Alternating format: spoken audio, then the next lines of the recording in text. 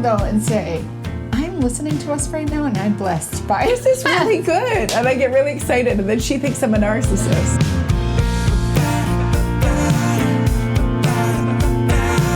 Hey, welcome to Down to Earth Podcast. We're Jess and Joyce, and we're pastors and speakers and happen to be really good friends. We love making deep theology accessible for everyone on this podcast, and we'd love it if you join the conversation. We're also inviting our community of listeners to support the podcast financially this season. So you can become a partner with us on patreon.com/down to earth. As a supporter, you'll have access to bonus episodes, surprise content, and you'll be helping us continue to create content that you really enjoy listening to. We really value all of our Down to Earth community, and we look forward to interacting with you throughout season 2. Here's to thinking deeply and acting boldly.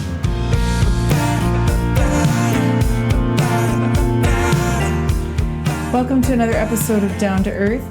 Today we decided to take a break from all things power because we don't have any jam to keep going. Because we don't have any more power right now. No, it's COVID-19 out. Like, we are tired and there's too many juggling things.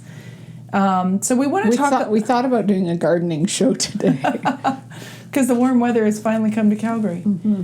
No, I think what we were trying to do is write an episode on the politics of Jesus, which is going to be very dense, and it'll be a good episode, but you know what? We just thought, nope, knock it on its head. Tell you what happened. We were sitting out in my back garden, distanced. As we were writing, and we had all these quotes everywhere.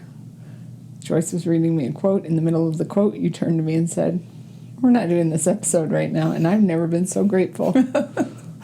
Yeah, I think brain fatigue is a real thing right now for lots of us.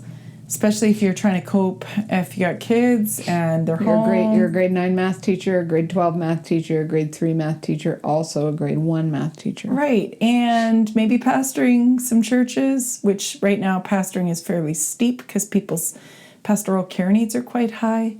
And then you've also got maybe, like, I have 2 other jobs because I work for our denomination, and then I also have the podcast. Anyways, we're just tired, and it's a Friday, so and the politics of Jesus is going to have to wait. So what we decided to do was talk to a question that got asked, which was sort of behind the scenes on Down to Earth. Like, how do we go about making the podcast? How do we get started on it? I think we've had several questions that are around this kind of idea. And so we just wanted to tell you some stories that you probably will find a little surprising. So way back, probably in 2016, we started talking about the idea of making a podcast. You brought it up first, right, Jess? Mm-hmm. And then some wise fellow, might have been your dad, said something to me about stewarding of my gifts and making sure that I could teach in different ways without having to get on an airplane all the time, which made me again think of podcasting. Yeah, I think this is why we were talking about it, because I think it was a particularly busy season in both of our lives. I think we hadn't seen each other in like a month and a half because I was on a plane, and then the next week you'd be on a plane, and then the next week I'd be on a plane. It was just... And our kids were little, or at least mine and your younger 2 were little. And then I have a husband who is a touring musician, so it just was too much. I think it was a complaining night. Yeah. We were just like, I like the opportunity to encourage God's people.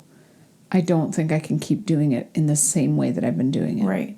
So then we started thinking about podcasting, which, if I'm honest, I hadn't really ever listened to a podcast. Okay, so I'm going to score with you. At this point in Joyce's life, she can't even respond to a text. If you texted her before 2016, I am apologizing for her because she didn't even know about giving a thumbs up. I finally had to say to her, Reese, if we are going to continue this friendship, you are going to respond to my texts. You cannot respond 2 weeks later with, "Oh, I'm just getting to this now."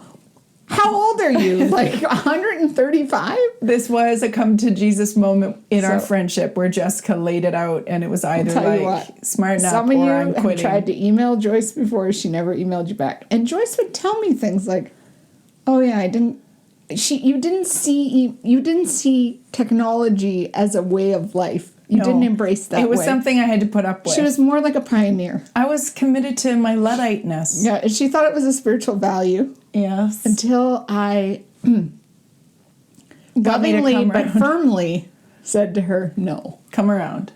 answer my text. So, but then you started talking about podcasting, and I started getting a little bit more interested. And then I decided to call a friend of mine who worked in radio broadcast. And she, I just wanted to know if she had any advice for us or like a way of knowing how to go about launching a podcast. Anyways, long and short of that was word kind of traveled a little bit. And then we had 3 different groups approach us and ask us if we'd be interested in a contract to make a podcast that then would be like under their ministry umbrella. So we're going to keep this a little bit neutral here, but we decided to go ahead with one particular not-for-profit organization, and I think it was a fairly good decision, actually. And they put a ton of work into helping us get things going, like website, social media, etc., and knew how to set us up to record and editing and like broadcast stuff. And then we had about, I don't know, maybe 15 episodes in the can. Like we'd recorded And they season. realized we weren't just moms.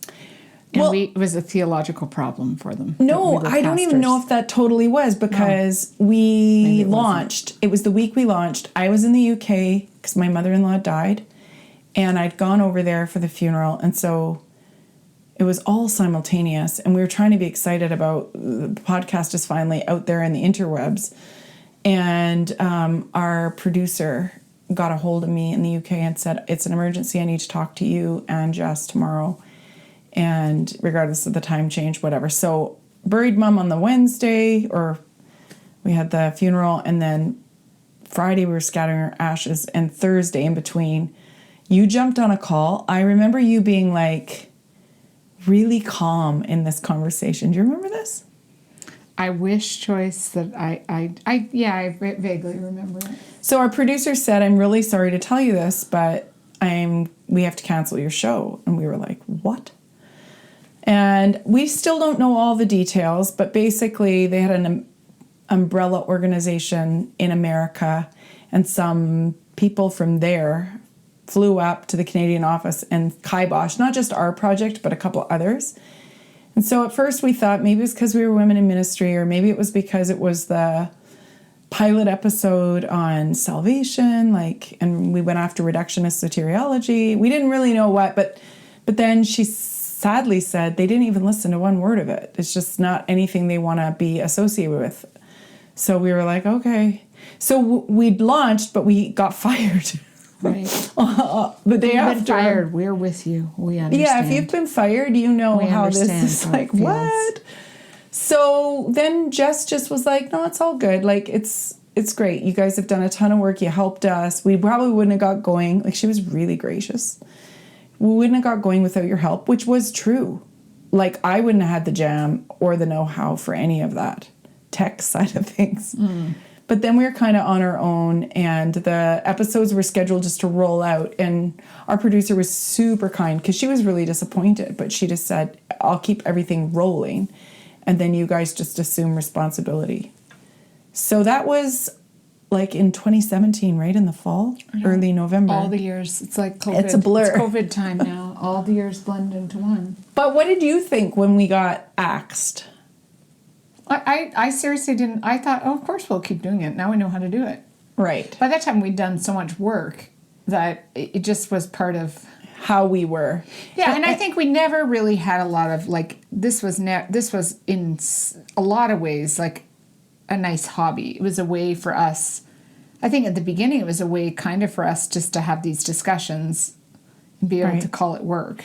And I think another thing that I want to bring out is we had this idea about the podcast being a new form of preaching, which some of you have been avidly listening for a long time and you've never thought of it as a preach. But in many ways, it's not totally dissimilar to a preach because we usually are unpacking text. The process is very similar. Yeah, to how we write sermons. But we hadn't found anybody who's doing it in a dialogue form, which we'll still say to you, Christian podcasts. Okay, here's the 5 categories. Maybe I've talked about this before. Have I? No. Just to me. Okay, well, these are the ones that I've thought of. And I think Down to Earth sort of sits on its own, which if you know of another podcast that fits the category I'm about to describe, we want to know about it because we think it's kind of unique. So what you'll often get is a Christian podcast is really a pastor's Sunday sermon that they've put up. I'll do one of those and too. made available. Right. And there's nothing wrong with that. That is one form. Another form would be an interview style podcast. So a lot of this gets traction around sort of a new form of what used to be testimony services in church. So you're getting somebody tell how they came to Jesus or how Jesus did something unique in their life. You're getting some of their story. And I think that's also valid and super wonderful. You'll get maybe what I sometimes think of as Christian soup for the soul kind of a podcast. Like, and There's such a it thing might as not be Christian my soup. jam, but It's nice. It's like, it's anecdotal. and it's like God bless you in your momming and God bless you in your wifing and God bless you in like whatever you're doing in your life. It tends to be female sort of centered Christian podcast, but more just to God bless your life kind of stuff and encouragement. And maybe related to a specific Topic. like Yeah. so parenting, marriage, Yeah. gardening. Right, those kinds of things. And then you'll get academic theology, which I love to listen to, but you'll get, and it's pretty niche. So it'd be more like listening to a theological lecture of some kind, or again, it might be topical, but it's going to center around. And then sometimes you get a fusion. So it'll be an interview style, but it'll be academic theology, let's say. And then you got Down to Earth, which is us again, trying to make deep theology accessible to everyday people who wouldn't necessarily be going to seminary, but wouldn't be satisfied with the level of thinking that they would normally get just with Sunday teaching or whatever, depending on your context. So that got me excited as well, just as a bit of an entrepreneur and wanting to give away something that isn't being done. Right. So that was kind of exciting, thinking through why we want to do what we want to do. Do you want to say anything about how we came up with what we did in season 1? Like, I don't think either of us realized 24 episodes is an enormous season. Well, and I don't think we recognized that it was going to be as much work as it was. I think oftentimes, I think how we It looked try good to, on how paper. how we try to make it sound is like we're just throwing things at the wall and making it up. Right. But not happening. in fact, we have to, and I think as time goes on more and more, the more we do, the more that we recognize, like today when we were talking about the politics of Jesus, let's tell that story. No, we already told that story. Right. So we have to be much more aware. And we have to read more because season 1, we drew on a lot of material that we'd already taught over the years. Right. So we were in some ways repackaging things we were really passionate about, like social justice or theology of suffering. Right. But then when we started doing season 2 and we were building it all around the theme of power, well, then we got to do a lot of reading. Right. Which in some ways is I think, healthy and good. And it's pushing us as theologians, I think, makes to us say, how do we work at it? You can't just read John Howard Yoder in once 1994 and then remember it. No. No. We did try to do that. Yeah. Then I couldn't find my book. If you borrowed my book. I did not borrow your book. No, I'm not saying you. I'm Oh. talking to the listening audience. Okay. Somebody out there borrowed my book and never gave it Politics back. of Jesus. John Howard Yoder. It's all right. So what we realized is it's good for us because it sharpens us and it's life-giving, but it is, I would say, somebody asked this recently. I put it on one of our Insta stories. At least 10 hours to make At every least. episode, but that was kind of BS because it's probably more like 20 because you got to do a bunch of reading. I got to do a bunch of reading. And then we have to do a bunch of fighting. Yeah. Now, see what you don't see behind the scenes. And I don't even think Joyce and I, we don't actually talk about this. So this is the first time we're going to talk about it. But usually when we're developing a talk, as particularly in this season, we've had days where, I don't want to talk about that way. And then I'm like, no, but this is a really good way to go at it. And Jess is like, no, it's not. No. I'd like to say that you don't even say it with an intonation like a lilt at the end of your sentence. It's not like you're Very asking me. fierce. You're just telling me. This Which is what we're then doing. in turn, Makes you mad. not really mad. No, I just decide, no, we're not. No, that's not. Yeah. We're not going to say that. And then you'll say, but we have to be careful that we don't say. Like, so that is a whole, Yes. that's a whole session. It is at least a 2-hour work through how we're going to build the script. Then we start working on the script. And then there's a lot of like shooting it back and forth to each other. What are the sections? Where are you talking? Who's telling what stories? Is there anything that's come in from the listeners that would fit here? Like, and then we're massaging it. And then when we finally get down to recording, the recording day, that's at an hour. It might not be an hour-long episode, but set up and then starting to record. And all the things we have to take out of it. Yes, we clap or the phone rings because we didn't turn it off. That's always my fault. Thank you for being gracious. We left the power saw in. Some of you remember that episode not long ago. Some women in ministry. I think that was apropos though. Power saw. Talking about women in ministry. Yeah, so I mean that whole part. And then it goes to my husband Callum, who a long time ago worked as a sound engineer for Virgin Records. So he knows, and he did broadcast editing, so he knows how to like splice it all up, and he puts in all the nice music, which by the way, the music is from the Sheer Poets, which is the band that Callum is a part of, my husband. So anyways, then he puts all those bits together, and then we have to listen to it, which Jess never ever will do. I am getting better. No. What episode of Down to Earth have you listened to in its entirety? Okay, in fairness, this is not just about Down to Earth. I don't listen to myself or watch myself, but I've had to get, during COVID-19, this has been an area of growth. Even Dave, my husband, is so proud of me because on Sunday mornings, our family has to go to church. Right. I make my teenagers get up out of bed. Yes. Which they're so mad that they have to get out of bed. But anyways, they do. And we worship together on the couch. And then they have to watch me preaching. I have pictures of my little girl taking, it's pre-recorded. But it's live on the platform. So you're watching yourself preach. It's so horrifying. It is horrifying, but I am getting better at it. So now I feel like I probably will listen to myself. Right. And Joyce will call me, though, and say, I'm listening to us right now, and I'm blessed by this is really good. And I get really excited. And then she thinks I'm a narcissist. No, I just laugh. You laugh at me. Right. But anyways, it's fine. So somebody has to listen and make sure it's got to be that Joyce. We didn't accidentally leave something on there that we didn't want on there, like the phone ringing or a kid barging in the middle saying, Mom, whatever. So we go through, make sure, and then I don't do any of this. I'll give props here to Jess and Callum. Somehow they make it get out there into the interwebs through some platform that pushes it to all the things. And usually there's glitches or somebody messages us and says, it's not on Spotify, but it is on Apple. And you think, why? I don't know why it's not gone where it's supposed to go. Callum and I have had many sessions where we try to pretend we are computer engineers. Right. We set up our computers and we sit like we know what we're talking about. And then we say a whole bunch of nonsense and neither of us knows what we're talking about. Right. But somehow you're all getting it. It's getting out there, which is a good thing. So there's a tremendous amount of energy, I would say. And we don't want to blow our own horn, but sometimes people seriously think we just do what we're doing today, sit in the office and have a chat.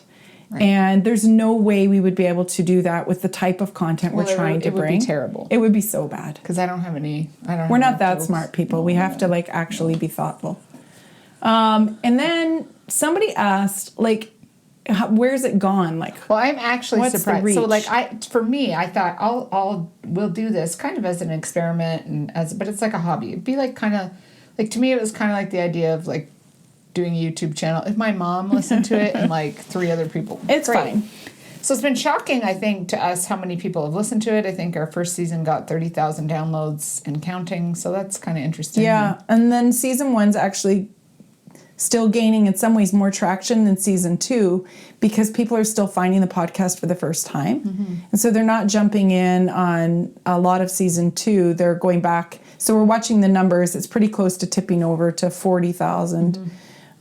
And then it's interesting looking at what episodes are the most popular.